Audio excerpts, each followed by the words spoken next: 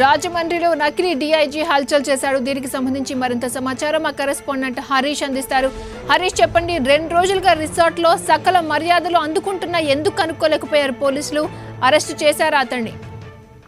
క్రాంతి, కోనసీమలో హైదరాబాద్ మల్కాజ్గిరికి చెందిన కార్తికేయ అనే వ్యక్తితో పాటు 7 స్నేహితులు కూడా ఉన్నారు. వీళ్ళంతా దిండి రిసార్ట్ లో 2 రోజులు నకిలీ డీజీ అని చెప్పుకొని తిరుగుతున్నాడు ఈ కార్తికేయ. దాంతో పాటు అతను సన్నిహితులుగా చెప్పుకొని తిరుగుతున్నాడు. దిండి రిసార్ట్ లో రూమ్ తీసుకుని అక్కడ ఎంజాయ్ చేయడం ప్రారంభించారు. దీంతో పాటు మల్కీపురం పోలీస్ స్టేషన్ లో కూడా డీజీ పేరు చెప్పి తానే డీజీ అని చెప్పడంతో పోలీసు క్రాస్ చెక్ చేసుకోకపోవడంతో 2 రోజుల పాటు వ్యవహారం కొనసాగింది. తర్వాత ఇతను ఎవరు ఎక్కడి నుంచి వచ్చాడన్న విషయాన్ని పోలీసులు ఎంక్వైరీ చేయడంతో మొత్తం వివరాలు కార్తికేయతో పాటు మిగిలిన 7 కూడా అరెస్ట్ చేయడం జరిగింది. క్రాంతి. ఓకే హరీష్.